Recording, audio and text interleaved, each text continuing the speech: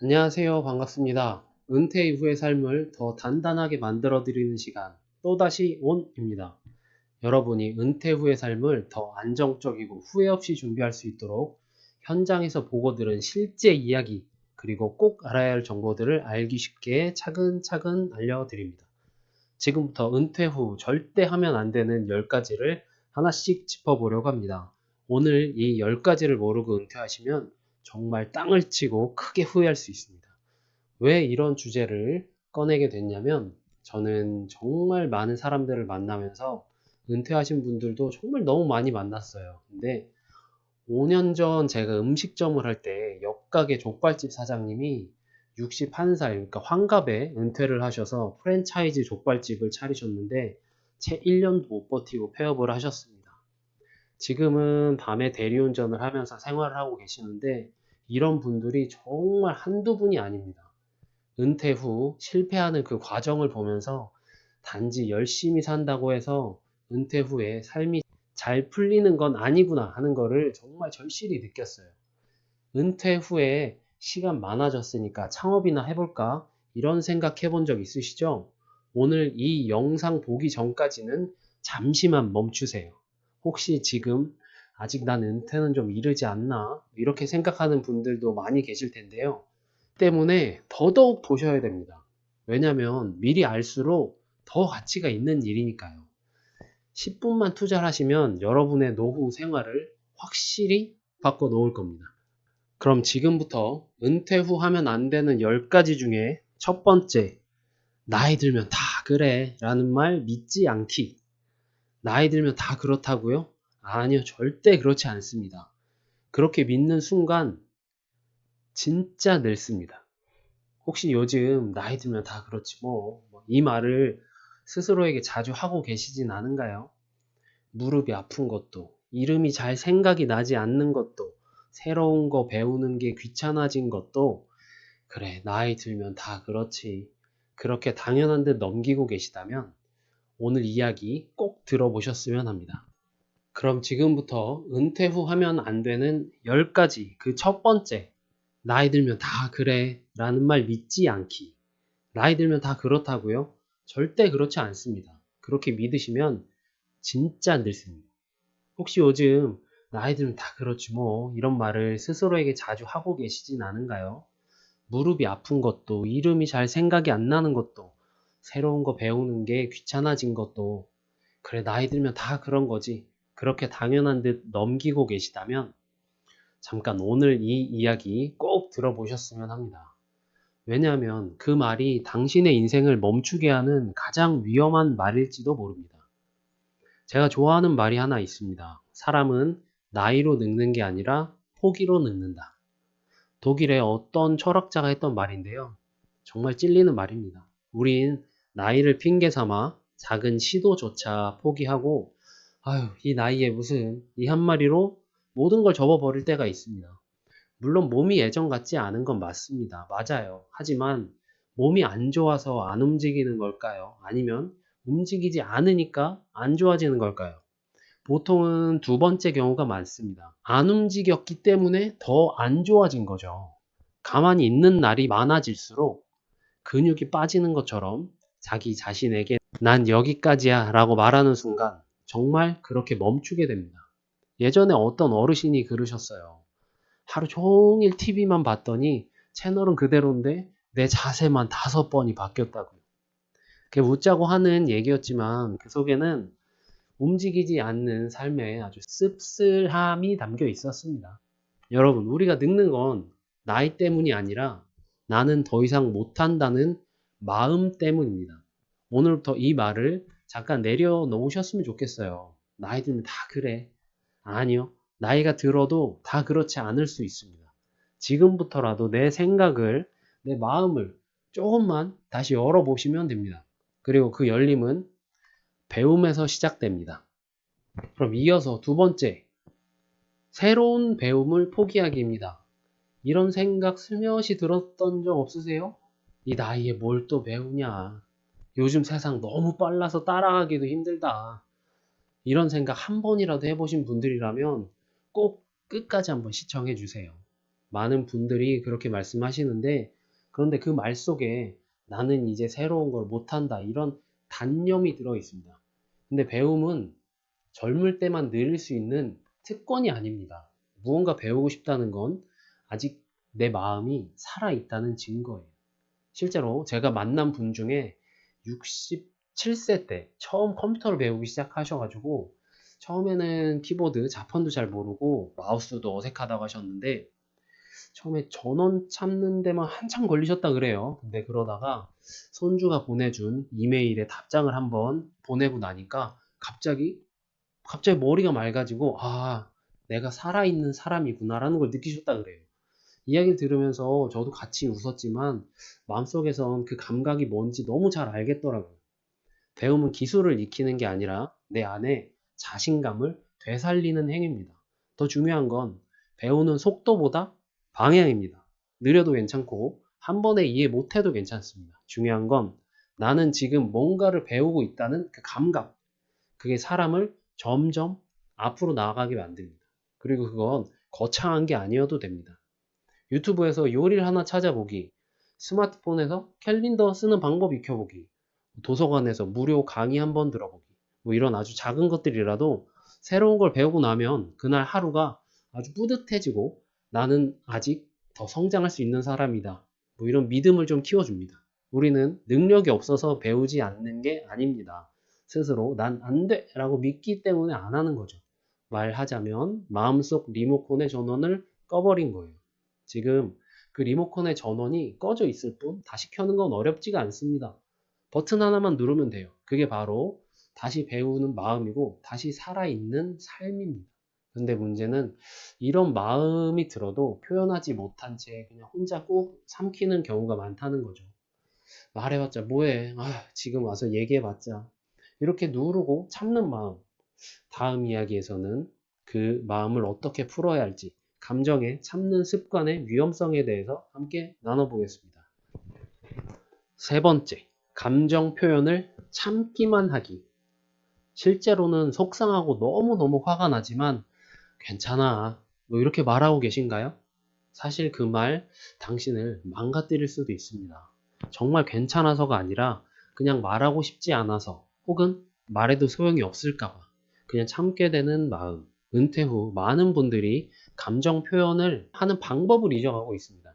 예전에는 회사에서 스트레스를 동료한테 풀었고, 뭐 화내고 싸웠다는 얘기가 아니라 공감할 수 있는 상대와 대화를 나눴다는 뜻이에요. 밥 먹으면서 뭐 툭툭 털어놓고 많은 그런 시간도 있었는데, 지금은 그런 자리가, 시간이 점점 없어지죠. 이렇게 말은 안 하고 속으로 삼키고 하는 감정들은 절대 그냥 사라지지 않습니다. 사라지는 게 아니라 병목처럼 꽉 막혀 있다가 어느 날 샴페인 터지듯이 뻥 하고 터지게 돼요. 어떤 분은 가족과 다툰 적이 거의 없었는데 자녀 결혼 문제로 말 한마디 꺼내다가 갑자기 몇 년치 감정이 뻥 폭발했다고 하시더라고요. 주변에서 흔히 있는 일이죠. 실제 경험도 많이 있으실 거고요. 참는 건 대단한 게 아닙니다. 그냥 그거는 폭발을 미루는 일일 뿐이에요. 사람은 표현하지 않으면 단절되고, 단절이 되면 스스로 멀어집니다. 우리가 지켜야 할 건 건강한 침묵이 아니라 따뜻한 말 한마디를 꺼내는 용기입니다. 그럼 어떻게 감정을 표현할 수 있을까요? 첫째, 말하기 어려우면 글로 써보세요. 한 줄이면 됩니다. 오늘 좀 서운했어. 지금 마음이 좀 복잡해. 두 번째, 누군가에게 전하긴 어렵더라도 내 감정을 나 스스로에게만큼은 인정을 해주세요. 내가 느낀 감정은 누구의 잘잘못을 따지기 전에 그냥 존재하는 감정입니다. 그냥 그대로 받아들이셔야 돼요. 머리로 생각하기 전에 감정이 먼저 옵니다. 어쩔 수 없습니다. 셋째, 감정은 무겁게 꺼낼수록 사람들과 더 멀어집니다. 조금 서운했어요.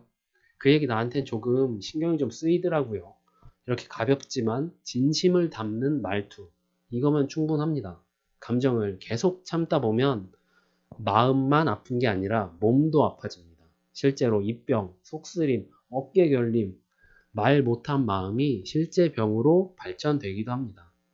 그래서요, 감정을 참으면 결국 어느 순간 어떤 형태로든 나타나고 맙니다. 가족에게 폭발을 하기도 하고요. 매일 작은 표현이 당신의 마음을 지킬 수 있어요. 이제라도 시작해보세요. 그런데 그 감정을 오랫동안 참다 보면 이런 문제도 생깁니다. 이제는 사람들과의 관계 자체가 멀어져 버려요. 연락할 사람도 없고, 연락하고 싶은 마음도 없고, 그렇게 이어지던 관계들이 하나, 둘씩 끊어지기 시작합니다. 이어서 은퇴 후 하면 안 되는 10가지 중 네 번째, 외로움을 방치하기. 요즘 연락이 자주 오는 사람이 몇 명이나 되시나요?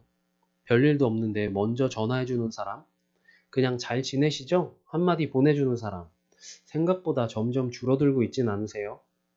은퇴 후 가장 조용해지는 건 일정표가 아니라 연락처라는 말이 있어요. 그리고 그 조용함은 처음에는 편안하게 느껴지지만 금방 고립으로 바뀌기도 합니다. 처음엔 조용해서 좋았지만 나중엔 너무 조용해서 무서워지는 거죠. 어떤 분 그러시더라고요. 톡방에 잘 지내시죠? 한마디 보냈는데 이틀 동안 아무도 답이 없더래요. 그래서 봤더니 단톡방에 혼자 남아있더라고요. 좀 웃기시죠? 근데 그 안에 아주 큰 슬픔이 있습니다. 동양 철학에서 사람은 관계 속에서 존재를 확인한다 라고 말을 합니다. 내가 누군가와 연결돼 있다는 그 감각, 삶의 중심을 잡아주는 아주 실체 없는 끈이거든요. 그 끈이 끊어지면 사람은 자기 자신도 잃게 됩니다. 근데 문제는요, 그 끈은 누가 자르는 게 아닙니다. 우리 스스로 그냥 놓는 경우가 많다는 거예요. 내가 먼저 연락하면 불편해할까봐, 괜히 민폐될까봐, 아니, 오랜만에 좀 연락하기가 좀 그래서 이런 생각들이 조용히 그 사람과 연결을 끊어버립니다. 그럼 어떻게 해야 될까요? 첫 번째, 연락이 오래 끊길 사람일수록 더 단순하게 접근하면 됩니다. 간단하게, 형님, 요즘 잘 지내시죠? 이 한 줄이면 충분합니다. 대단한 말을 해야 할 필요도 없고요. 심지어 답장이 없어도 괜찮아요. 자, 그리고 두 번째, 사람을 다시 만나고 싶다면 공간부터 움직여 보세요. 동네 도서관, 문화센터, 복지관, 경로당, 그냥 앉아 있기만 해도 사람 소리가 들리는 공간은 마음을 조금씩 열리게 해줍니다. 셋째, 정말 외롭다고 느낄 땐 그 마음을 그냥 인정해 주세요. 아, 나 요즘 좀 외롭구나. 그 한 줄로 써도 마음이 좀 정리가 됩니다. 외로움은 나약함이 아니라 그냥 자연스러운 감정이니까요. 그리고 관계를 유지하는 데 중요한 건 자주가 아니라 진심입니다. 저도 어떤 지인이 매주 한 사람씩 안부 문자를 보낸다고 하더라고요. 답장이 오면 좋고 안 와도 상관이 없어요. 내가 누군가를 떠올렸다는 그 감각이 내 삶을 더 사람답게 만들어줍니다. 오늘 영상 끝나고 휴대폰을 켜서 최근 통화 목록에 없는 사람에게 잘 지내세요? 이 문자 하나만 보내보세요. 아니, 지금 잠깐 영상 잠깐 멈추고 바로 보내세요. 길게 생각하지 마시고 그냥 생각나는 사람한테 바로 한번 문자를 보내보시죠. 자, 그런데 이렇게 사람 마음은 사람을 찾고 있는데 몸은 움직이지 않고 시간은 자꾸만 소파와 TV 앞에서만 흘러가고 있다면 이제는 일상의 루틴을 다시 살펴봐야 할 때입니다. 다섯 번째, 하루 종일 TV만 보기. 하루가 그냥 지나갔는데 뭐 했는지 전혀 기억이 나지 않는 적 있으신가요? 어쩌면 하루 종일 TV만 본 날이 많아졌다는 뜻일지도 모릅니다. 물론 제가 TV가 나쁘다고 말하는 건 아니에요. 뉴스도 보고 드라마도 보고 재밌는 예능도 보면서 웃는 것도 필요합니다. 근데 문제는 그 외에는 아무것도 안 했다는 데 있습니다. 예전 TV 프로그램에서 어떤 어르신이 그러셨어요. 어제 하루 종일 TV랑 눈싸움 했는데 결국 내가 졌어. 그걸 TV로 보면서 저도 고개를 끄덕였습니다. 절대로 못 이기지. 웃자고 하신 말씀이었는데 정말 공감이 가더라고요. TV를 오래 보는 게 단순한 습관의 문제가 아니라 몸과 마음의 리듬을 무너뜨리는 루틴이 되었기 때문이에요. 아침에 눈 뜨고 리모컨 잡고 점심 먹고 또 켜고 졸다가 일어나서 또 보고 이게 반복되면 하루가 아니라 삶 자체가 아예 없어집니다. 심리학에선 이거를 소극적 반복 루틴이라고 부릅니다. 겉으로는 움직이지만 삶은 제자리에 머물러 있는 상태죠. 그런 루틴에 빠지면 시간은 지나가는데 머릿속 기억에 남는 게 거의 없습니다. 이번 주 뭐 했지? 라고 생각을 해봐도 TV 앞에서 드라마 본 거 말고는 떠오르는 게 없는 거예요. 심지어 뭘 봤는지 기억도 안 나요.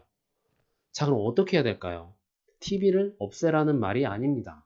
삶의 중심을 TV 앞에서 식탁, 창가, 현관앞 조금씩 옮겨보는 거예요. 무슨 말이냐면 TV가 있는 거실 말고 다른 공간도 삶의 중심으로 바꿔보는 거예요. 쉽게 말해서 TV 앞에서 있는 게 아니라 그냥 움직이라는 거예요. 뭐 대단한 걸 하는 게 아니라 식탁 위에 작은 라디오나 책을 놓고 창가 근처에 식물을 두고 물을 주고 냉장고 문 앞에 오늘 할 일을 붙여보고 이런 변화는 TV를 끄는 데 아니라 삶의 중심을 다른 데로 옮기는 방법입니다. 그리고 TV를 보더라도 보는 목적을 하나 정해보세요. 오늘 웃고 싶은 날이니까 재밌는 예능을 하나 본다. 아니면 요리를 배우고 싶으니까 음식 프로그램을 좀 보겠다. 어, 정보를 하나라도 건지자. 뭐 뉴스를 볼 수도 있고요. 뭐 이렇게 보면 TV도 나를 채우는 도구가 될 수 있습니다. 중요한 거는 그 하루를 내가 선택했다는 데 있습니다. 만약 은퇴 후에 이렇게 가만히 흘러가는 하루하루를 살게 된다면 계획 없이 은퇴를 맞이하면 어떤 결과를 가져오게 되는지 한번 얘기해 보겠습니다. 여섯 번째, 아무 계획 없이 은퇴 맞이하기. 은퇴라는 걸 어떻게 맞이하고 계신가요? 많은 분들이 이렇게 말씀을 하세요. 일단 좀 쉬어보려고요. 그동안 너무 고생했으니까 잠깐 여행이라도 좀 다녀오고 싶어요. 당연한 말이죠. 그동안 정말 열심히 달려오셨으니까요. 근데 쉼이라는 것도 목표가 없는 쉼은 생각보다 빨리 지루함과 또 무기력으로 바뀌게 됩니다. 제가 만난 또 어떤 한 분은 퇴직 후 3개월 동안 정말 아무것도 안 하셨대요. 하루 종일 집에서 그냥 TV만 보고 뭐 심심하면 나가서 친구 만나고 그리고 들어와서 낮잠 자고 편안하게 아주 잘 보내셨죠. 근데 이렇게 3개월이 딱 지나니까 슬슬 불안해지더랍니다. 그날도 평소처럼 낮잠을 자고 일어났는데 문득 달력 앞에 서서 멍하니 이런 생각이 들었대요. 오늘 무슨 요일이지? 그게 불안의 시작이었던 겁니다. 내가 지금 뭐 하고 있는 거지? 이렇게 살아도 되나? 앞으로 20년 넘게 이렇게 살아야 되나? 처음에는 그냥 쉼이었는데 어느 순간부터 불안감이 느껴졌다는 거예요. 반대로 또 어떤 한 분은 은퇴 전부터 퇴직 후에는 이걸 꼭 해보고 싶다. 아침에는 이런 루틴으로 시작을 해야지. 아주 간단한 계획을 세워두셨대요. 그분은 퇴직 일주일 뒤부터 매일 아침 7시에 산책을 하고 월수금엔 도서관을 가고 화목엔 온라인 강의를 들으세요. 두 분 모두 똑같이 퇴직을 하셨지만 삶의 밀도, 만족도는 완전히 달랐습니다. 먼저 한 분은 하루가 왜 이렇게 길지? 하며 허탈감에 빠졌고 두 번째, 다른 분은 하루가 너무 짧아 하며 매일 새 일정을 채우고 계셨어요. 우리는 종종 그동안 너무 바빴으니까 이제는 그냥 아무 계획 없이 지내도 된다고 생각을 하지만 사실 그 말은 나는 앞으로 남은 인생을 그냥 생각 없이 살겠다라는 선언이 될 수도 있습니다. 여러분, 인생의 이막에도 분명한 시나리오가 필요합니다. 꼭 창업이나 공부처럼 거창하지 않아도 좋아요. 일주일에 책 한 권, 매일 30분 걷기, 한 달에 한 번 소풍, 나들이 가기. 이런 사소한 시간표만 만들어도 삶은 훨씬 덜 흔들립니다. 그리고 이 시나리오의 핵심은 돈이 아니라 시간이에요. 돈은 아껴 쓰면 되지만 시간은 그냥 흘러가 버립니다. 은퇴하고 나서도 시간이 정말 많습니다. 100세 시대라고 하는데 몇 년을 더 살아야 하는지 알 수가 없죠. 그래서 경제력은 정말 중요합니다. 이제 돈 얘기를 좀 해보려고 합니다. 은퇴 후 하면 안 되는 그 7번째, 자녀에게 전 재산 몰아주기. 부모로서 내가 가진 건 다 자식에게 주고 간다. 이 말 가슴 벅차기도 하고 왠지 모르게 아름다운 희생처럼 느껴지죠. 하지만 요즘은 그 마음들을 자식들이 이렇게 말하기도 합니다. 엄마, 제발 나중에 저한테 기대지만 말아줘요. 솔직히 너무 무서워. 돈? 안 줘도 돼요. 진짜 그냥 건강만 챙기세요. 제발요. 어떠세요? 좀 서운한가요? 근데 그 말 한편으로는 현실입니다. 부모 모시고 살고 싶은 자녀는 많지 않습니다. 사실 요즘은 부모님 스스로도 같이 사는 걸 원하지 않는 경우가 더 많아요. 은퇴 후 자산은 더 이상 부모 자식 간의 사랑의 증표가 아니라 내 남은 삶을 지켜주는 최소한의 방패입니다. 어떤 분은 자녀 결혼 자금에 전세 보증금, 심지어 자녀의 사업 자금까지 전 재산을 몰아서 주셨어요. 근데 몇 년 후에 본인 사업도 잘 안 되고 또 자식 사업도 잘 안 됐고 둘 다 힘들어진 상황이 된 거예요. 그 분은 월세를 전전하면서 살고 계시고요. 더 안타까운 건 그 이후에 자녀와의 관계마저 멀어졌습니다. 우리는 종종 돈을 주는 걸 사랑의 표현이라고 생각을 합니다. 하지만 자식에게 정말 필요한 건 돈보다 자립한 부모의 모습, 달리 말하자면 몸과 마음이 건강한 부모와의 관계일 수 있어요. 미국의 유명한 투자자 워렌 버핏도 자녀에 대해 이렇게 말했습니다. 자식에게 필요한 만큼은 주되 절대 그들이 아무것도 안 해도 될 만큼은 주지 말아라. 여러분, 부모의 전 재산은 자녀의 미래를 보장해 주는 게 아니라 부모 스스로 노후를 보장해 주는 장치입니다. 그게 무너지면 가족 모두의 관계가 흔들립니다. 자녀가 아직 안정되지 않았더라도 도움을 주는 것과 모든 것을 주는 것은 다릅니다. 여유가 있으면 도움을 줄 수는 있어요. 하지만 기대는 삶은 절대 계획에 넣지 마세요. 자녀를 위한 준비보다 내 삶을 위한 계획부터 준비하세요. 이럴 땐 이렇게 한번 해보세요. 이건 네가 정말 필요할 때 쓸 수 있게 내가 지켜줄게. 난 널 믿어. 해낼 수 있어. 나도 내 노후를 잘 준비할게. 필요하면 언제든지 얘기하자. 대신 우리 각자 중심은 지키자. 가족이라는 이름으로 오래도록 화목할 수 있게 우리 삶의 경계를 지키는 연습은 필요합니다. 은퇴 후 하면 안 되는 8번째, 퇴직금으로 무작정 창업하기. 자녀에게 증여는 차라리 나을 수도 있어요. 무턱대고 창업하면 큰일 납니다. 퇴직을 앞둔 분들이 오시면 자주 묻는 분들이 있어요. 제가 퇴직금으로 뭐 하실 계획이세요? 라고 여쭤보면 이 질문에 가장 많이 나오는 답 중에 하나는 가게 하나 해보려고요. 먹는 장사는 망하지 않는 자잖아요. 뭐 이 말을 들으면서 솔직히 조금 조마조마합니다. 왜냐면 실제로 먹는 장사도 망합니다. 그것도 생각보다 빨리 망합니다. 통계에 따르면 은퇴 후 창업자의 70% 이상이 2년 안에 사업을 접는다고 합니다. 가장 큰 이유는 경험이 부족하고 시장 이해가 부족하고 자금 관리에 실패해서예요. 저도 한 식당을 10년 넘게 운영했는데 운이 좋았었던 것도 있고 정말 바닥까지 겪었던 날들도 많았습니다. 가장 위험한 건 아무 계획되지 않고 영업사원의 말만 믿고 준비 없이 시작하는 경우입니다. 저도 장사를 10년 넘게 했지만 아주 장사 잘 될 때도 있었고요. 바닥까지 떨어졌던 날들도 많았습니다.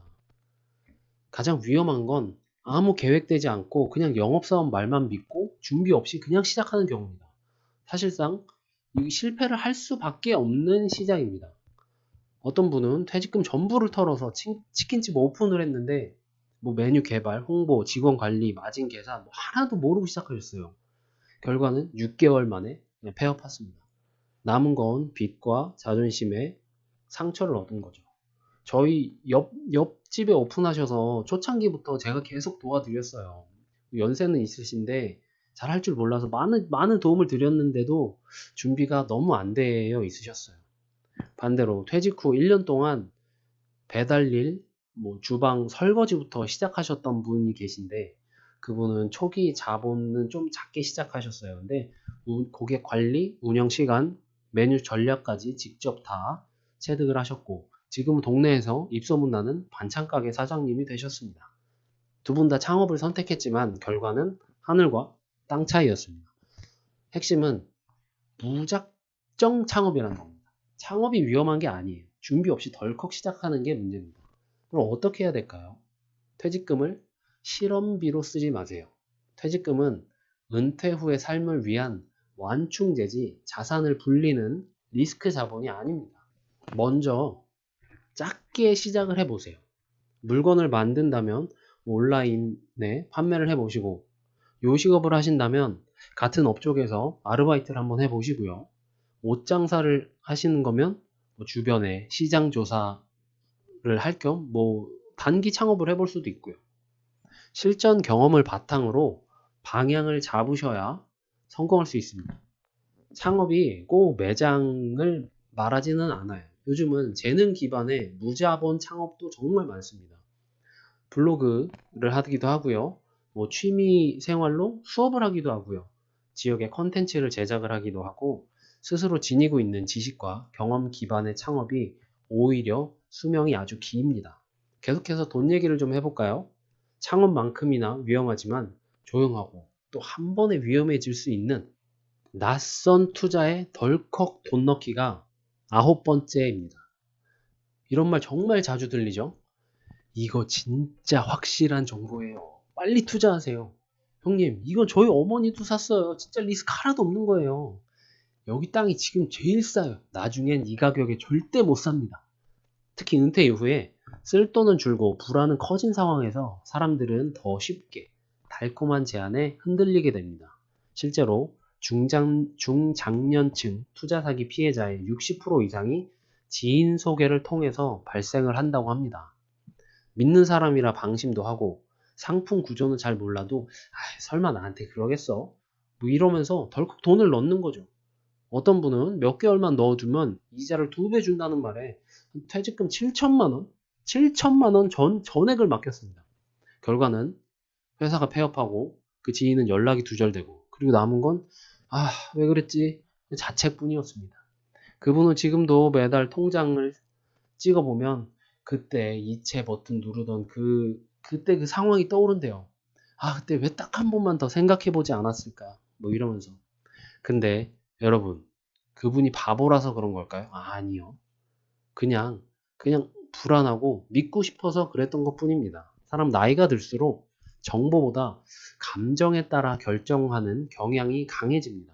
이걸 심리학에선 인지 편향이라고 해요. 내가 본 것만 믿고 듣고 싶은 것만 듣는 현상이죠. 그래서 더 조심해야 됩니다. 투자 판단의 기본은 모른다에서 출발을 해야 됩니다. 이게 뭔지 내가 완전히 설명할 수 없다면 하지 마세요. 수익률 8%를 넘는다? 일단 의심을 해보세요. 지인이 권했다면 지인 말고 전문가 2명한테 물어보시고요. 그리고 투자는 불안감을 해소하는 도구가 아닙니다. 오히려 불안할 때 투자하면 그 감정을 이용당하기 딱 좋습니다. 불안은 누구나 느껴요. 하지만 그 불안을 맡길 곳은 지인이 아니라 계획에 있어야 합니다. 여의도에서 자산 컨설팅을 하시는 분이 그러더라고요.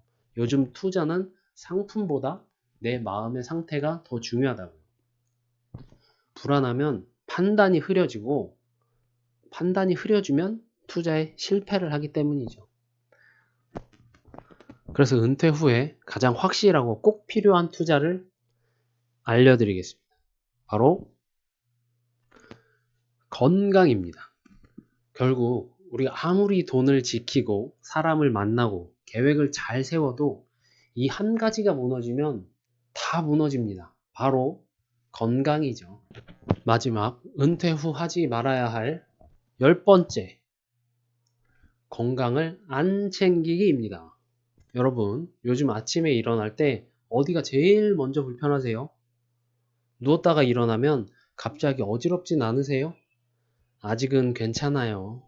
아파야 병원 가지. 그냥 좀 뻐근한 거지 뭐. 이런 말 요즘 자주 하고 있진 않으신가요? 사람은 어디 한 군데 고장이 나도 쉽게 표시가 나지 않습니다. 차라리 기계라면 삐삐 울리고 불도 들어오고 이제 정비하세요 이렇게 알려주겠죠. 근데 우리 몸은 조용히 아주 천천히 조금씩 망가집니다. 심지어 겉으로 보면 멀쩡해 보여서 이게 망가지고 있다는 사실조차 모르는 경우가 정말 많습니다. 예전에 들은 말 중엔 정말 와닿았던 표현이 하나 있는데요. 건강은 잃어버려야 소중함을 알고 회복하려면 시간과 돈을 동시에 써야 한다. 퇴직하고 나면 출근 안 해도 되니까 아침에 늦게 일어나고 하루 종일 앉아서 TV 보고 몸 쓸 일이 점점 줄어들죠. 그게 반복되면 근육은 줄고 혈관은 굳고 마음은 점점 더 좁아집니다. 건강을 잃는다는 건 단순히 병이 생긴다는 뜻이 아니라 삶의 범위가 좁아지는 과정이에요. 예전엔 친구랑 점심 먹으러 두 정거장을 걸어갔는데 요즘은 편의점, 5분 거리 편의점도 차를 타고 갑니다. 이렇게 삶의 범위가 점점 줄어들고 있는 거죠. 결국 몸이 불편해지면 사람도 돈도 계획도 다 무용지물이 됩니다. 그럼 우리가 지금 당장 할 수 있는 건 뭐가 있을까요? 첫째, 아침 일어나 30분 동안 걷기. 복잡하게 생각하지 마시고 시간보다 매일매일 하는 게 핵심입니다. 주 2회 스트레칭. 유튜브에 무료 영상 정말 많아요. 하나 골라서 그냥 따라 하시면 충분합니다. 나에게 맞는 건강검진 시기를 확인하기. 미리미리 지금의 나를 기록해두는 것만으로 내 삶을 지키는 강한 방패가 됩니다. 건강은 젊은 시절엔 관심 없는 사치품 같지만 나이 들면 정말 유일한 생존 수단이 됩니다. 어떤 분이 그러셨죠? 지금 내가 하는 운동은 병원 침대에 오래 눕지 않기 위한 보험이라고. 정말 명언이에요. 지금까지 10가지 이야기를 함께 나눴습니다. 나이 들면 다 그래. 이런 생각에서 몸 하나는 제대로 지키자라는 결론까지. 이 중에 몇 가지는 이미 경험해 보셨을 거고, 이제부터는 조심하면 되는 것들도 있을 거예요. 중요한 건 지금부터라도 하나씩 점검해 보는 거. 그게 바로 삶을 안정시키는 시작점입니다. 지금까지 시청해 주셔서 정말 감사드리고요. 앞으로 또다시 온에서는 은퇴 후 삶을 더 현명하게 준비할 수 있는 이야기 계속해서 나눠드릴 예정입니다. 유익하셨다면 구독을 눌러주시고요. 앞으로도 좋은 정보 놓치지 마세요. 오늘 영상이 당신의 하루를 그리고 앞으로의 노후를 조금 더 단단하게 만드는 계기가 되었기를 바랍니다. 감사합니다.